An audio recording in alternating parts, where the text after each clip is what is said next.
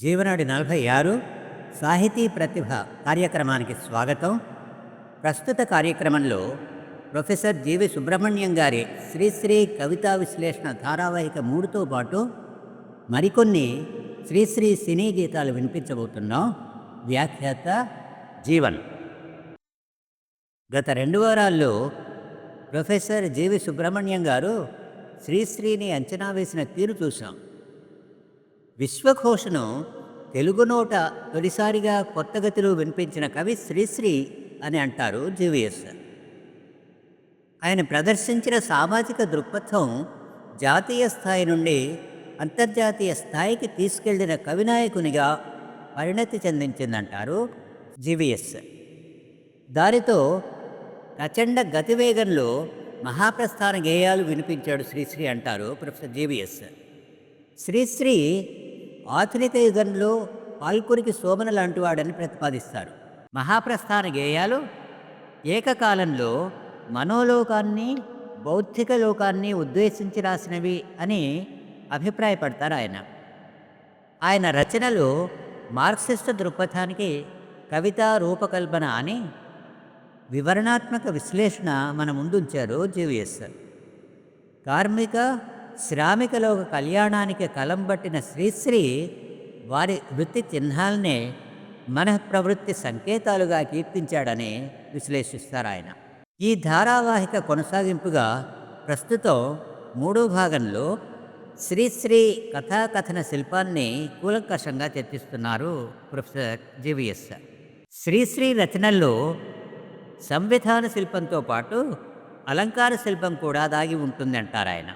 అలాగే శ్రీశ్రీ ప్రాచ్య పాశ్చాత్య కావ్య సాంప్రదాయాల్లో ఉన్న శిల్ప రహస్యాలు తెలిసిన మనీషి అని ప్రొఫెసర్ జీవీఎస్ శ్లాఘిస్తారు. గతం వర్తమానం ఆయనలో జీర్ణమై కొత్త కవితాశక్తిని ఆవిర్భవింపజేశాయని నిర్ధారిస్తారు జీవీఎస్. ఇప్పుడు వినండి ప్రొఫెసర్ జీవి సుబ్రహ్మణ్యం గారి శ్రీశ్రీ విశ్లేషణ ధారావాహిక 3వ భాగాన్ని.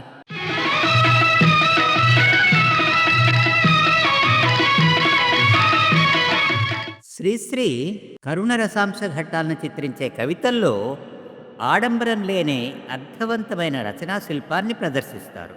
మహాప్రస్థానంలో ఆకాశదీపం, పాటసారి, భిక్షువర్షీయసి అనే కావ్యఖండాలు ఇందుకు నిదర్శనాలు.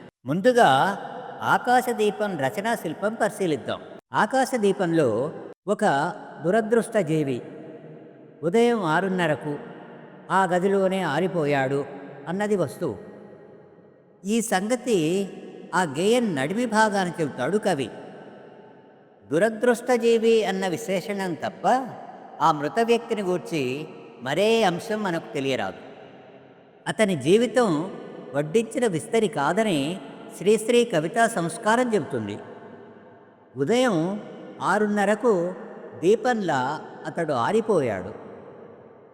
దీపంలా అని అనకుండా ఆరిపోయాడు అన్న క్రియాశక్తి చేత దాన్ని స్ఫురింపజేస్తాడు కవి.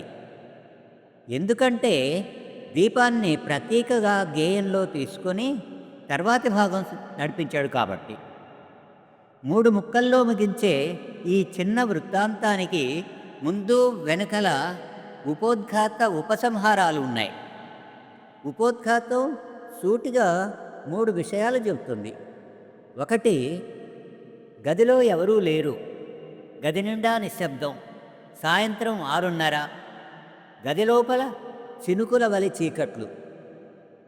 2, చూపులేని చూపులతో తేరిపార చూస్తున్నది గది, గది లోపల ఏవేవో ఆవిరులు. 3, దూరాన మింగిన తోచిన ఒక చుక్క మిణుకు చూపులు మెల్లమెల్లగా విసిరి గదిని తలపోతతో కౌగలించుకుంటున్నది. ఇందులోని కథనంలో శిల్పం ఉంది. వాతావరణ వర్ణన ద్వారా వాస్తవాన్ని ధ్వనింపచేయటం ఇందులోని రహస్యం. ఎవరూ లేరని ప్రారంభించటంలోనే అది మొదలైంది.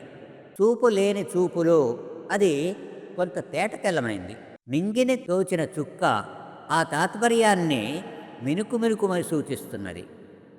ఇక ఉపసంహార భాగంలో ఒక దీపకథ ఉంది. ఆరిపోయిన ఆ వ్యక్తికి ఈ దీపానికి అభేద అత్యవసాయమో బింబ ప్రతిబింబమో సింబల్ ద్వారా మనం గ్రహించాలి. దీపం మూల నక్కి మొలుగుతున్నది అనటంలో అది స్పష్టమవుతుంది. ఆ మూలుగు ఆకలి వేదన వలన. ప్రమిదలో చమురు తాగుతూ ఉండటం, నీళ్ళో గంజో తాగి బతుకు నిలుపుకోవటం. చీకటి బోనులో ఉన్న సింహం విధివక్రించిన దురదృష్ట జాతకం. కత్తిగంటు మీద నెత్తురు బొట్టులాగుంది దీపం అనటంలో ఆ వ్యక్తి ఆత్మహత్యకు ఆలోచించాడని వ్యంగ్యం. అకస్మాత్తుగా ఆకాశతారను చూడటం హఠాత్ మరణాన్ని సూచిస్తుంది. ప్రతీక ద్వారా గత చరిత్రను ధ్వనింపచేయటం ఇందులోని కథాకథన శిల్పం. ఇదంతా ఒక ఎత్తు, చివరి రెండు పాదాలు ఒక ఎత్తు. దీపం ఆరిపోయింది, తారగా మారిపోయింది. ఆ అభాగ్యుని జీవితం మీద వెలుగు పొడిగా చల్లిన కరుణావ్యాఖ్య ఇది.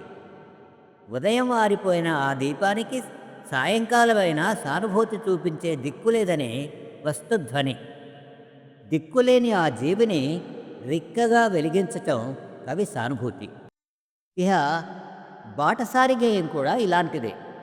కానీ దాని రచనా శిల్పం వేరు. కవి కథనం రన్నింగ్ కామెంటరీగా ఉంటుంది. కూటి కోసం కూలి కోసం పట్టణంలో బ్రతుకుదామని బాటసారి బయలుదేరాడు. అతడు బాలుడు అని వర్ణనం వ్యంగ్యం చేస్తుంది. బయలుదేరినప్పటి నుంచి జ్వరం కాస్తే, భయం వేస్తే, ప్రలాపిస్తే, చిమ్మ చీకటి క్రమ్ముకొస్తే, దారి తప్పిన బాటసారికి ఎంత కష్టం అని ముందు జరగబోయే విషాదాంత సంఘటనలకు విత్తులు నాటుకుంటూ పఠిత మనస్సును ఉన్ముఖీకరణం చేస్తాడు కవి. ఆ పైన కళ్ళు వాకిట నిలిపి చూసే పల్లెటూళ్ళలో తల్లి పలవరింపులు పేర్కొంటాడు. తల్లి మాటలు చెవిని బెట్టక బయలుదేరిన ఆ బాటసారికి ఏదో కీడు ముంచుకొచ్చిందని చెప్పి మనకు సానుభూతి కల్పించడమే కాకుండా పుత్రశోక వాగ్నిధిలా వాకిట నిలిచిన తల్లిని కన్నులకు కట్టించి కరుణరసాన్ని జాలువారిస్తాడు కవి. చివరకు చెప్పదలుచుకుంది వాచ్యం చేసి వదిలితే ముగింపుకు బిగువులేదు. అందువల్ల మృత్యువును సూచించే వాతావరణాన్ని వర్ణించి శిల్పం చూపించాడు శ్రీశ్రీ.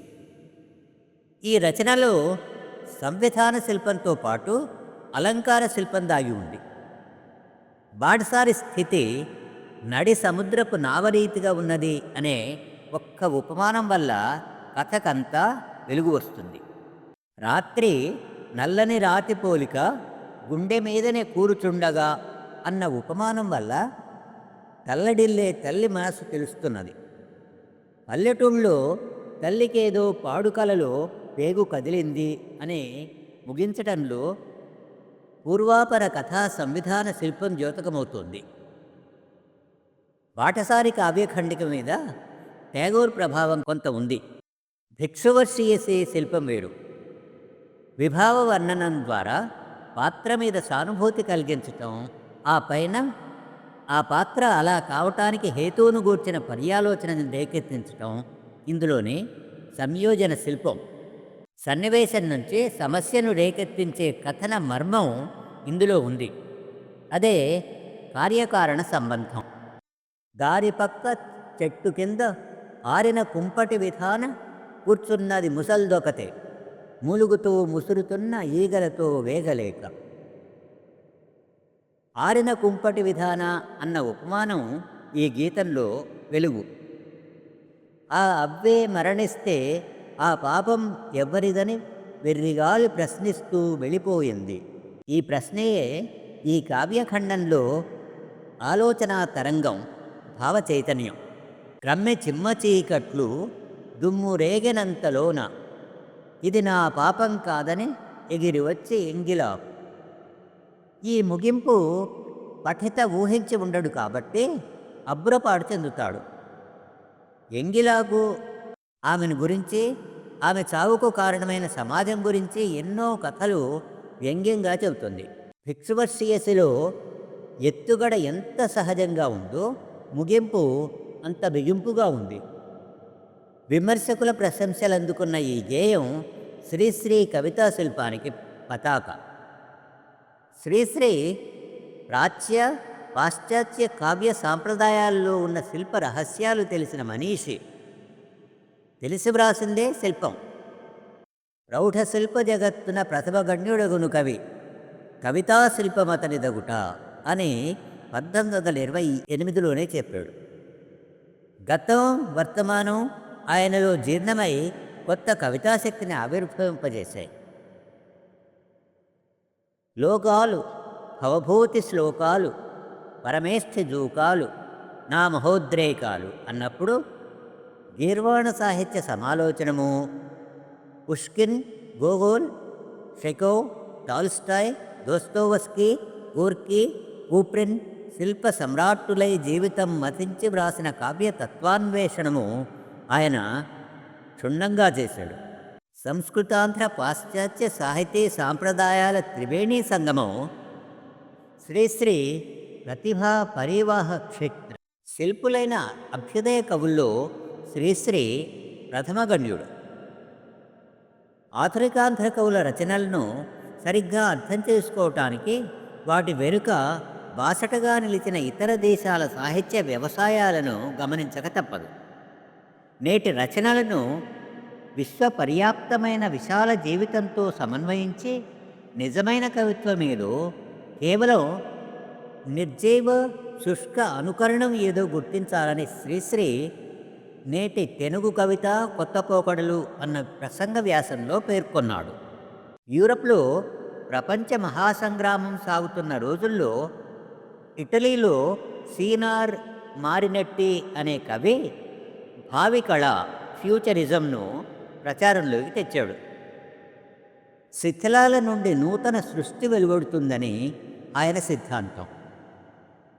ప్రాచీన సాహిత్యాన్నంతా తగులబెట్టమని, యంత్రాల నుండి, చలనచిత్రాల నుండి, వార్తాపత్రికల శీర్షికల నుండి కావ్య వస్తువులను స్వీకరించాలని ప్రబోధించాడు. ధ్వనులే సంగీతమని, మాటలే కవిత్వమని, రంగులే శిల్ప చిత్రాలనే పేర్కొన్నాడు. అదే సమయంలో ఫ్రాన్స్ దేశంలో క్యూబిజం, జర్మనీలో ఎక్స్ప్రెషనిజం, అమెరికాలో ఇమేజిజం తల ఎత్తాయి. కళాక్షేత్రంలో మొదలై కవితారంగంలో విహరించాయి. ఈ ప్రయోగ రచయితలందరూ ఛందస్సు, అలంకారం, వ్యాకరణం, అన్వయం లాంటి కళాధర్మాలన్నింటినీ త్రోసిరాజని కొత్త గమనాలతో, లయలతో, సంగతులతో రచనలు సాగించాడు. గతాన్ని నిరసించి ధ్వంసం చేసే సాహిత్య ప్రక్రియల్లో డాడాయిజం శక్తివంతమైంది. ట్రిస్టన్ జారా దీనికి మూలపురుషుడు. వస్తువు, భావం, రచనాక్రమం లేకుండా రచనలో అర్థరహితమైన వాక్య విన్యాసం, అయోమయమైన శీర్షికలు, ఏ మాటనైనా ఏ అర్థంలోనైనా ఉపయోగించే విశృంఖలత్వం వీరు ప్రకటించారు. సాహిత్య క్షేత్రంలో అరాచకం సృష్టించటమే ఈ ఉద్యమ ధ్యేయం. ఈ ప్రయోగం నిర్మాణాత్మకమైన సాహిత్యాన్ని సృజించలేకపోయింది. కొలది కాలంలోనే అది అంతరించిపోయింది. డాడాయిజంలో విశ్లథమైపోయిన శబ్దశిల్పం సర్రియలిజంలో ప్రాణం పోసుకొని నూతన తేజస్సుతో, క్రమశిక్షణతో ఉద్భవిల్లింది. ఫ్రాయిడ్ మనోవిశ్లేషణ శాస్త్రం, ఐన్స్టీన్ సాపేక్ష సిద్ధాంతం, రిలేటివిటీ థియరీ దీని మీద బలమైన ముద్ర వేశాయి.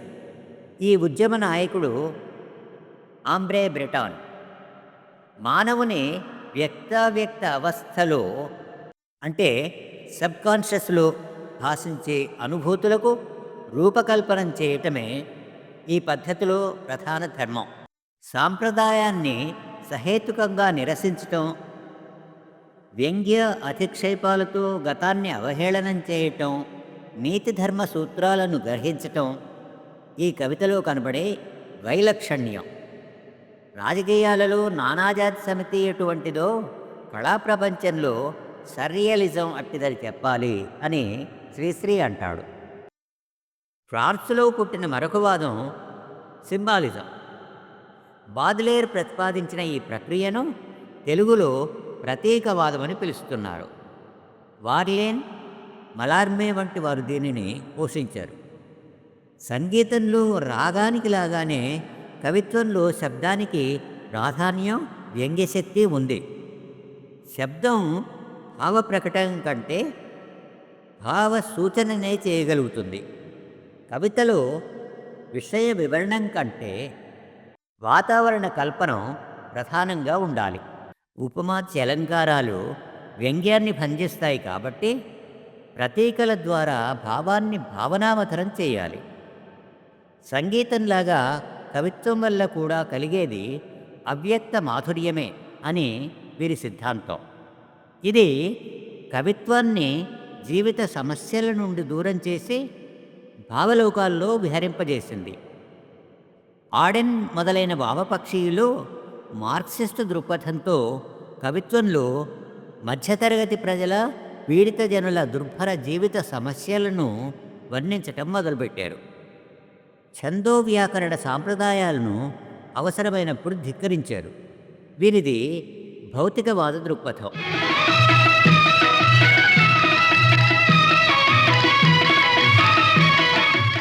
ఇప్పుడు మరికొన్ని శ్రీశ్రీ సినీ గీతాలు వినిపించబోతున్నాం. ముందుగా 1967లో విడుదలైన భువనసుందరి కథా చిత్రం నుండి ఎవరికైనా ఎన్నడైనా తెలియరానిది అనే పాట వినండి. తోట సుబ్బారావు నిర్మాణంలో వచ్చిన ఈ చిత్రానికి సి పుల్లయ్య దర్శకత్వం వహించగా ఘంటసాల సంగీతం సమకూర్చాడు. ఘంటసాల శ్రావ్యంగా గానం చేసిన ఈ గీతాన్ని నాయికా నాయకులు ఎన్టీ రామారావు, కృష్ణకుమార్లపై చిత్రీకరించారు.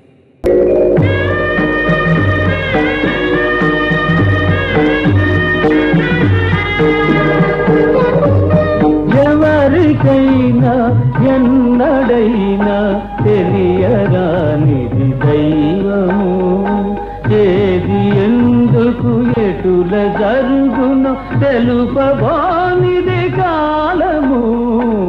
ఎవరికైనా ఎన్నడైనా తెలియరానిది దైవము.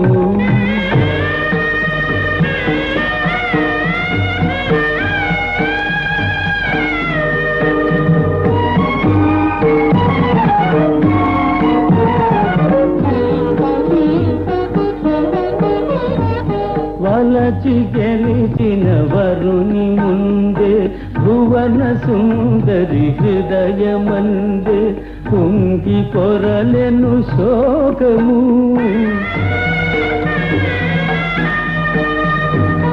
వలచి గెలిచిన వరుని ముందే భువన సుందరి హృదయమందే కుంగి పొరలెను శోకము. అందమంతా మారిపోయిన చంద్రసేనుని రూపము, జగతికి పరితాపము. ఎవరికైనా ఎన్నడైనా తెలియరానిది దైవము.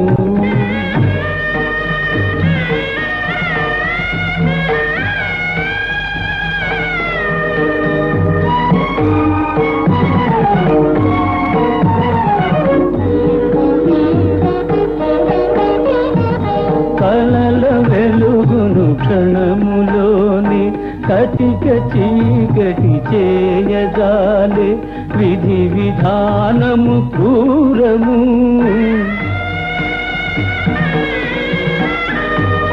కలల వెలుగును క్షణములోని కటిక చీకటి చేయజాలే విధి విధానము క్రూరము.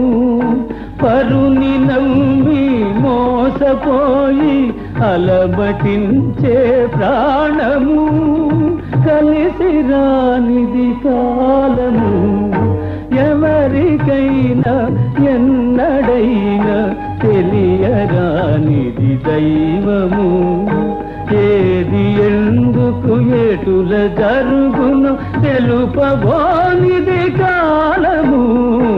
ఎవరికైనా ఎన్నడైనా తెలియరానిది దైవము. వీడకూడదు ధైర్యము, మంచి వారికే విజయ.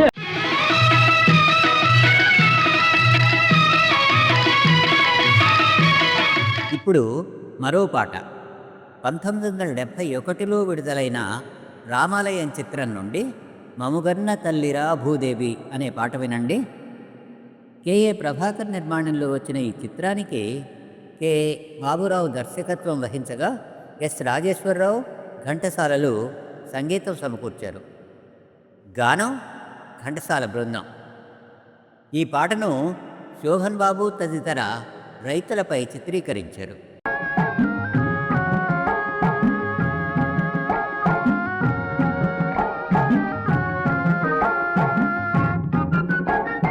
మముగన్న తల్లిరా భూదేవి మా పైన దయ చూపు శ్రీదేవి. మముగన్న తల్లిరా భూదేవి మా పైన దయ చూపు శ్రీదేవి.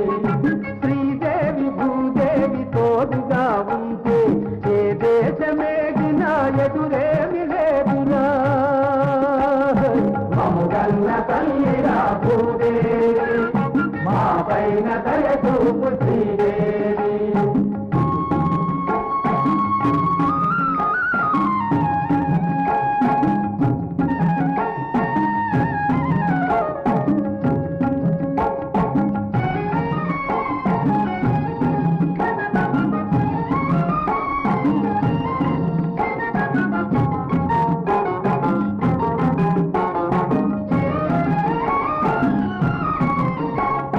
నదులు గలగలమంటూ పదము పాడుతూ ఉంటే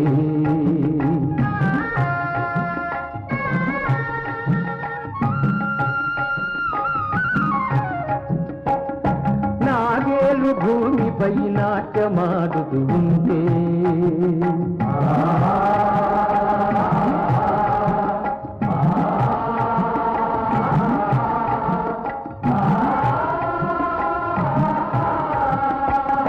నదులు గలగలమంటూ పదము పాడుతూ ఉంటే భూమిపై నాట్యమాడుతూ ఉంటే పచ్చ పచ్చని పైరు పండి ఒరుగుతూ ఉంటే పచ్చ పచ్చని పైరు పండి ఒరుగుతూ ఉంటే మనసు పొంగురా మనసులో తేమిరా. మముగన్న తల్లిరా భూదేవి మా పైన దయ చూపు శ్రీదేవి.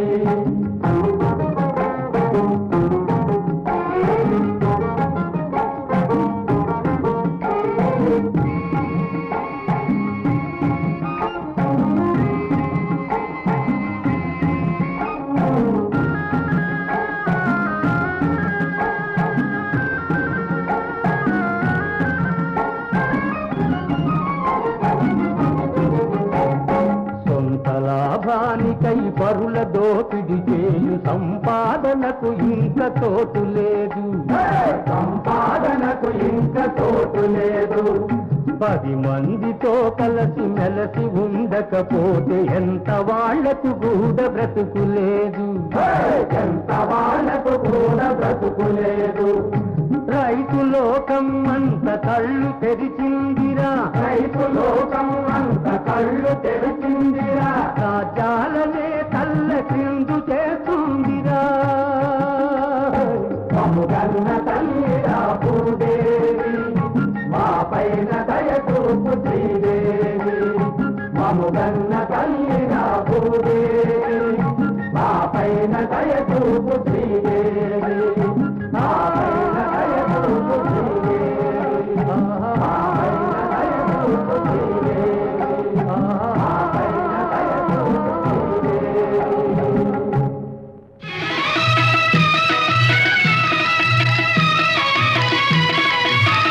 ఇప్పుడు మరో గీతం వినండి. కుటుంబ కథను ఆధారం చేసుకొని 1980లో నిర్మించిన మంచిని పెంచాలి అనే చిత్రం నుండి టైటిల్ సాంగ్ ఇది. జగజ్జనని ప్రొడక్షన్స్ బ్యానర్పై కర్నాటి వీరయ్య, పోలన్ రాజు, వెంకటేశ్వరరావు నిర్మించిన ఈ చిత్రానికి మహారథి దర్శకత్వం వహించగా ఎంఎం రాజా సంగీతం సమకూర్చారు. నేపథ్య గానం ఎస్పి బాలసుబ్రహ్మణ్యం. కాంతారావు, సావిత్రి, శ్రీధర్, ఈశ్వర్రావులపై ఈ పాటను చిత్రీకరించారు. మంచిని పెంచాలి, తీయని మమతలు పంచాలి, మనిషిని మనిషిగా ప్రేమించి ఒక కరుణాదీపం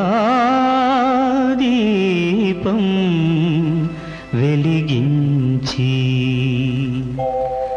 మంచిని పెంచాలి, మంచిని పెంచాలి, తీయని మమతలు పంచాలి, మనిషిని మనిషిగా ప్రేమించి ఒక కరుణాదీపం వెలిగించి మంచిని పెంచాలి, తీయని మమతలు పంచాలి, మనిషిని మనిషిగా ప్రేమించి ఒక కరుణాదీపం వెలిగించి మంచిని పెంచాలి, తీయని మమతలు పంచాలి.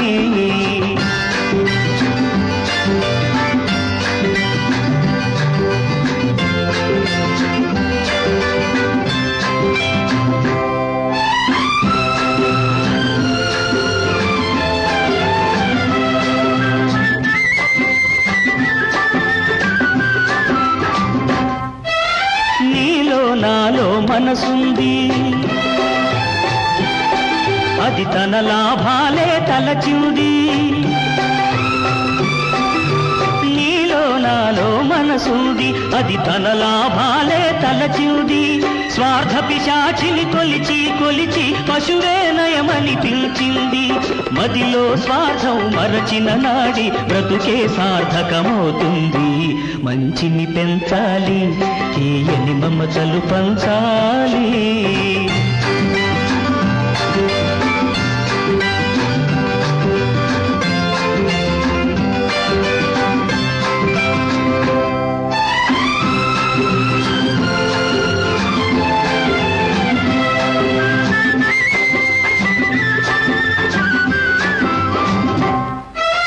భవనాలేలా 10,000 ఒక ఇంటిని నిలబెడితే చాలు, భవనాలేలా 10,000 ఒక ఇంటిని నిలబెడితే చాలు, జలకాలాడగ పన్నీరేలా తుడవాలొక్కరి కన్నీరు, పగతో వగతో రగిలే కన్నా పండించాలి స్నేహాలు, మంచిని పెంచాలి, తీయని మమతలు పంచాలి, మనిషిని మనిషిగా ప్రేమించి ఒక కరుణాదీపం వెలిగించి మంచిని పెంచాలి, తీయని మమతలు పంచాలి.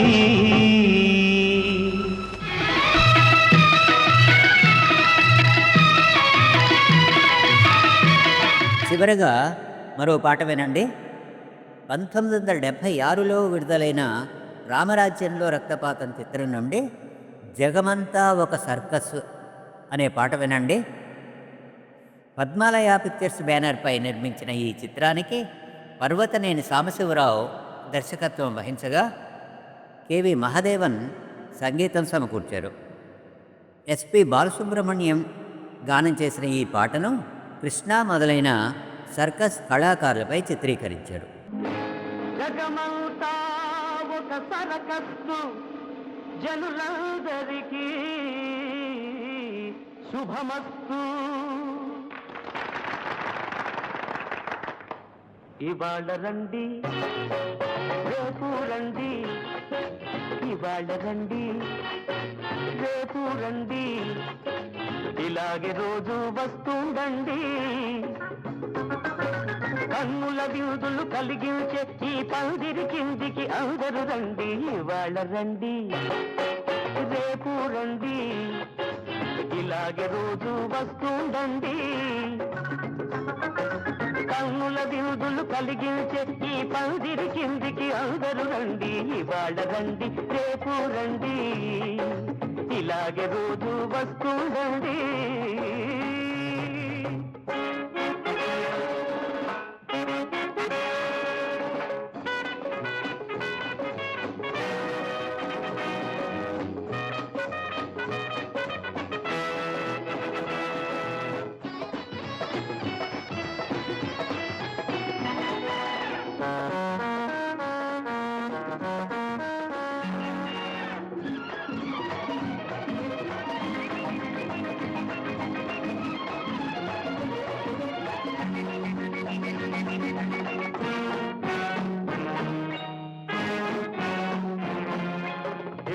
తెలివితేటలు కలిగిన మనుషులు జీవుడి మాటే వినక దేవుడినైనా కనక. తెలివితేటలు కలిగిన మనుషులు జీవుడి మాటే వినక దేవుడినైనా కనక. స్వలాభాలకై కలహిస్తుంటే నోరు వాయి లేని మృగాలు మనిషి చెప్పింది విని మనిషి పెట్టింది తిని. నోరు వాయి లేని మృగాలు మనిషి చెప్పింది విని మనిషి పెట్టింది తిని. సహజీవనమే సాగించే ఈ చక్కని దృశ్యం చూడాలంటే ఇవాళ రండి రేపు రండి ఇలాగే రోజు వస్తుండండి.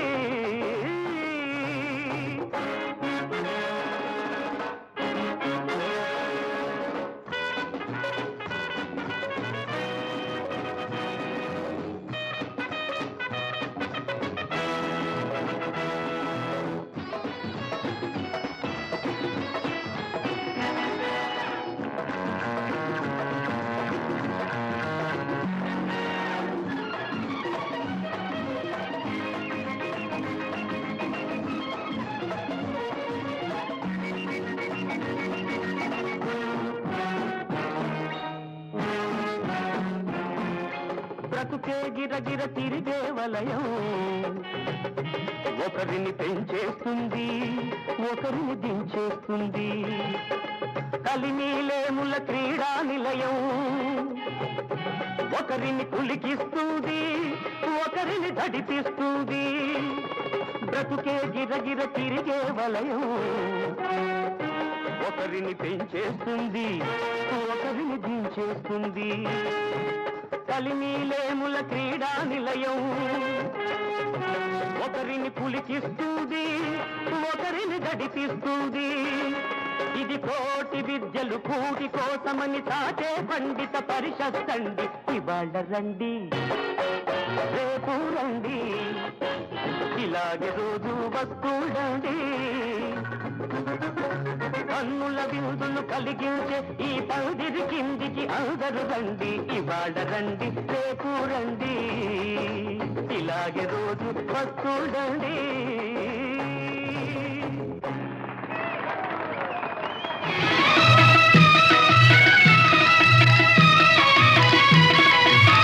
ప్రొఫెసర్ జీవి సుబ్రహ్మణ్యం గారి శ్రీశ్రీ కవితా విశ్లేషణ ధారావాహిక 3ను ఇంతటితో ముగిస్తున్నాం. శ్రోతలకు గమనిక, ఈ ధారావాహిక వచ్చే వారం కూడా కొనసాగుతుంది. ప్రస్తుత కార్యక్రమం ఇంతటితో సమాప్తం. వచ్చే వారం జీవనాడి 47 సాహితీ ప్రతిభ కార్యక్రమంలో ప్రొఫెసర్ జీవి సుబ్రహ్మణ్యం గారి శ్రీశ్రీ కవితా విశ్లేషణ ధారావాహిక 4తో పాటు మరికొన్ని శ్రీశ్రీ సినీ గీతాలు వినిపించబోతున్నాం. అంతవరకు సెలవు. మీ జీవన్.